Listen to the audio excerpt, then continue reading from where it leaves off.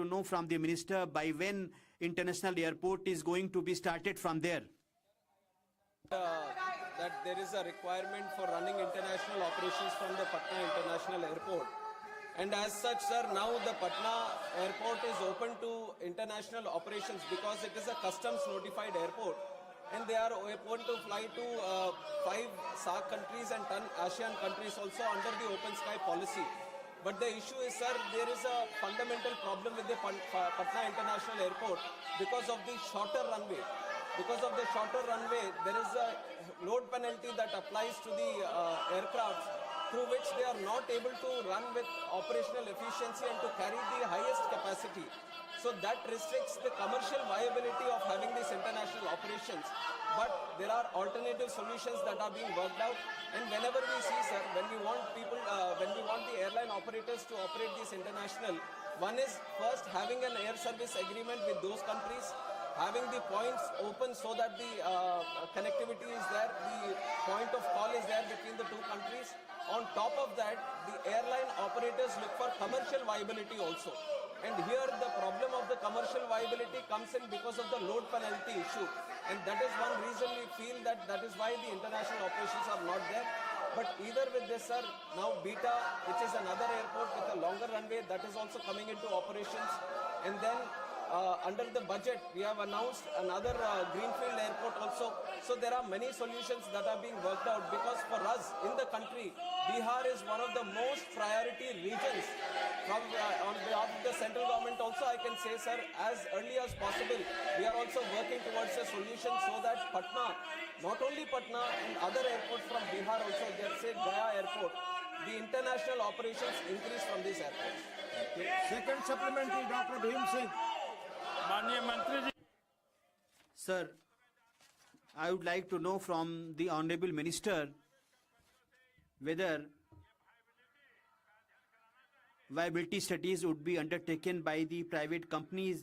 He is saying that decisions are taken on commercial basis, on commercial viability basis. I would like to know from the government, from the minister, by when viability study is likely to be done and what efforts are being made to increase the length of the runway. For a long time, and we have tried every single bit. And land is a state subject, sir, and we have requested the state many times for expansion of the runway, requested for land. But there, if you see, on one side there is an existing railway line, and on the other side there is a historical clock tower, and there is also a geological park. So it is very, very difficult to obtain land in that area to expand the runway. And when it comes to commercial viability, sir, like I said, there is a penalty of 2 to 2.5 tons, and that is equal to 20 to 25 vacant seats. Now we have to run with 20 to 25 vacant seats to come under the load penalty. And if you look at the numbers, there are some numbers that the survey say. To Dammam, which is in Saudi Arabia, Patna, people traveling to Dammam is approximately 582 seats per week.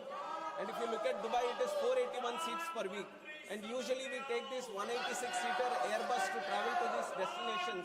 And if you look at 580 or 480 seats that are traveling from Patna to these locations, it is translating into 3 flights per week.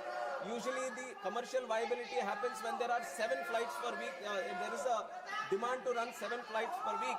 So we are looking into this, sir. We are doing the study also on how many people, because so that it becomes easier to convince the private airline operators also to operate these sectors. And in fact, the operators also do their own surveys because they are also in the intention to connect more areas, to connect new routes. So definitely this is also under consideration, and we will support from our side also so that this survey or the viability is thoroughly being addressed. Thank you. Mani Ashok Mittal. Shri Ashok Mittal. The question relates to Patna Airport. Thank you, sir. Indigo flight, sir, C6E2482, which is Airbus 320 and 317, that was Delhi Patna bound at Patna Airport. At the time of landing, it overshoot the runway and it happened in the night. And sir, the runway length of Patna airport has been a matter of concern for quite long. It is only 1,670 meter only. In adverse condition, it becomes very difficult, sir. For A320 and for 737, it is very risky. It is also risky for Boeing 787, and it is risky for Airbus as well, and it is unfeasible for Airbus 390. Airbus 390 needs 2,500 to 3,000 meter. What is your question?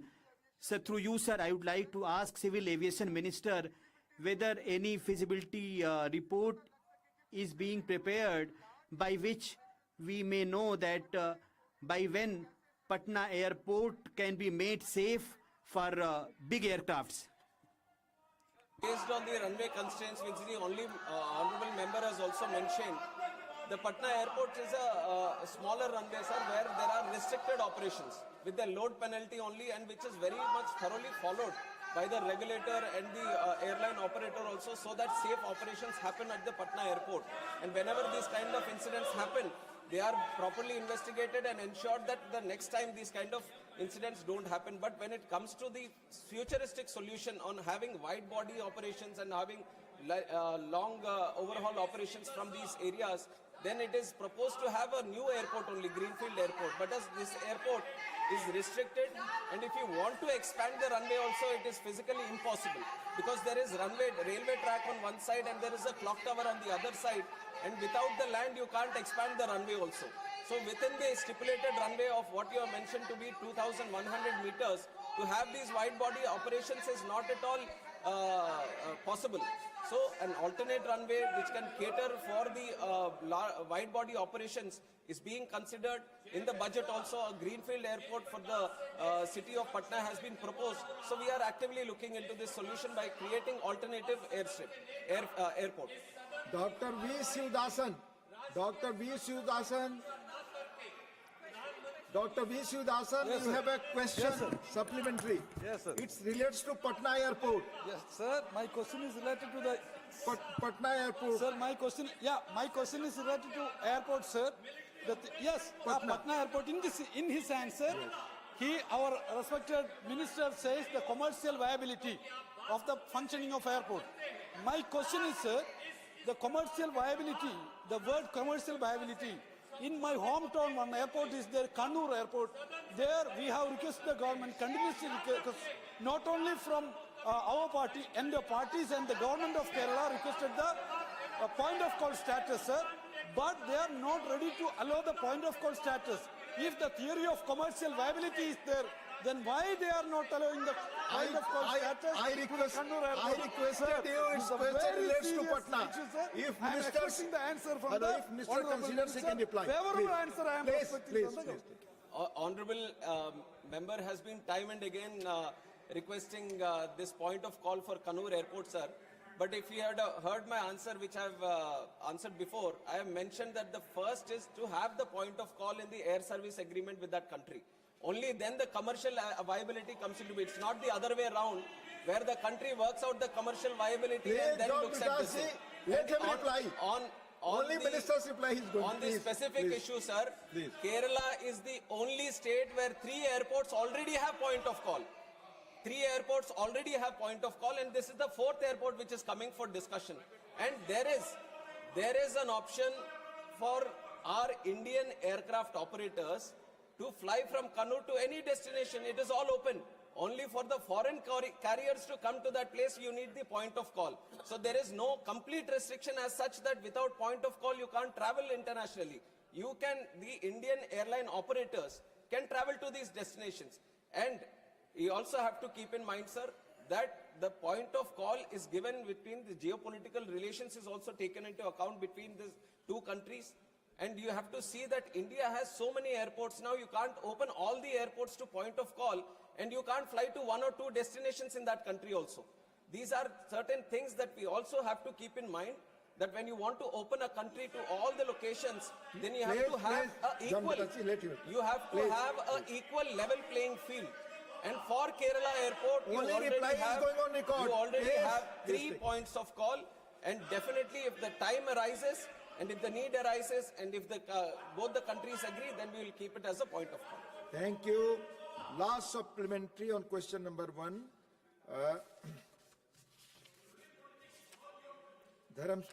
माननीय Dharamshila Gupta ji. Dharmshila Gupta ji. आपका आभार. Thank you, sir. I am grateful to you, sir, for permitting me to ask the question. Surat and Ahmedabad in Gujarat, they are the main cities. Lakhs of people go from Bihar for employment. They are settled there in Surat and Ahmedabad. Most of them, their families live in Bihar. Through you, sir, I would like to ask and request the Honorable Minister, what is your question? Sir, I demand that there should be a direct flight. There is only one flight, sir, and there is a need to increase this number to 2. This is your suggestion or question? Forward it to the airlines. Thank you. So now we move to question number 2. माननीय श्री अशोक राव शंकर राव चौहान. माननीय मंत्री जी. Will Minister, question number 2. First supplementary, answer has माननीय been Ashok placed on Rao the table. Shankar Rao Chauhan ji. First supplementary. Honorable Chairman, sir, the incident involving the London-bound Air India flight in Ahmedabad is extremely serious, and it is imperative to determine the exact causes of this incident to ensure passenger safety. What caused the fuel supply to the engines cut off is an issue which still remains unresolved. We all know that the Boeing 787 Dreamliner is an aircraft heavily reliant on electrical and electronic-based systems. This is the background of the entire issue. And one may recollect that on January 17, 2019, a Boeing Dreamliner operated by Japan's All Nippon Airways, flying from Tokyo, Haneda to Osaka, experienced an unexpected engine shutdown after landing, suspected to be caused by a software or computer glitch. In the light of this precedent, has any clarification been sought from Boeing, the engine manufacturer, GE Aerospace, Genex, and Honeywell, which provides avionics, propulsion systems,